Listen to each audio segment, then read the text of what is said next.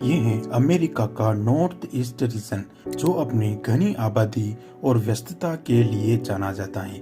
यहाँ 50 मिलियन से ज़्यादा लोग रहते हैं, जिससे यह देश के सबसे घनी आबादी वाले हिस्सों में से एक है। लेकिन इसमें से लगभग 90% लोग इस रीजन के दक्षिणी हिस्से में रहते हैं। इसका मतलब है कि उत्तर का एक बड़ा इलाका लगभग खाली पड़ा हुआ है। तो सवाल ये है कि आखिर क्या वजह है कि अमेरिका का सबसे ज्यादा आबादी वाला क्षेत्र होने के बावजूद इसका उत्तरी हिस्सा खाली पड़ा हुआ है और यहाँ कोई क्यों रहना पसंद नहीं करता। इसका जवाब जानने के लिए सबसे पहले जानते हैं इस रीजन की जियोग्राफी को। जब हम नॉर्थ ईस्ट अमेरिका की बात करते हैं तो दिमाग में सबसे पहले न्यूयॉर्क सिटी और बोस्टन जैसे बड़े शहरों की तस्वीरें आती हैं। लेकिन जैसे ही आप थोड़ा और उत्तर पूर्व की तरफ जाते हैं तो नज़ारा बिल्कुल बदल जाता है। यहाँ फैला है अमेरिका का वीरान नॉर्थ ईस्ट, जिसमें आता है उत्तरी न्यूयॉर्क, वर्मांट, न्यू हैम्पशायर और मेन का विशाल क्षेत्र। यहाँ ऊंचे ऊंचे पहाड़, घने जंगल और खराब मौसम इस रीजन की खास पहचान है। न्यूयॉर्क का एडिरोंडेक क्षेत्र ऊंचे पहाड़ों, झीलों और जंगलों से भरा हुआ है।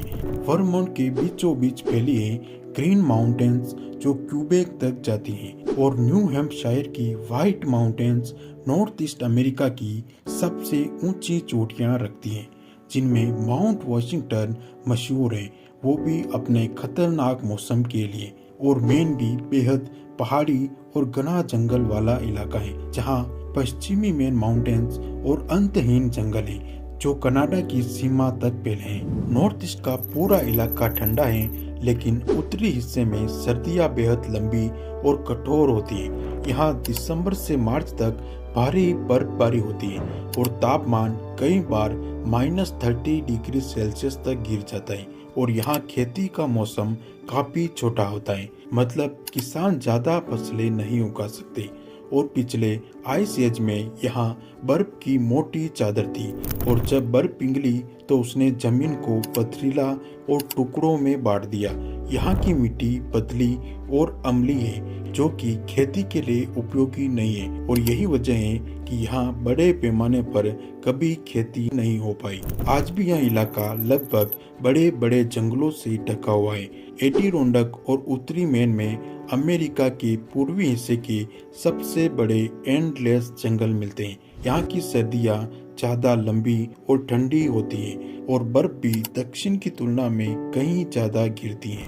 बात करें हिस्ट्री की तो यूरोपियंस के आने से पहले यहाँ अबनाकी और इरोक्वॉय जैसी अमेरिकी इंडिजिनस ट्राइब बसी हुई थी, और ये लोग जंगल, नदियों और पहाड़ों के बीच अपने छोटे छोटे समुदायों में बसे हुए थे, और ये पूरी तरह से जंगल के ऊपर डिपेंड करते थे। इनके बनाए रास्ते नदियों और पहाड़ों के बीच से होकर गुजरते थे, जो बाद में व्यापार और संस्कृति के बड़े मार्ग बने।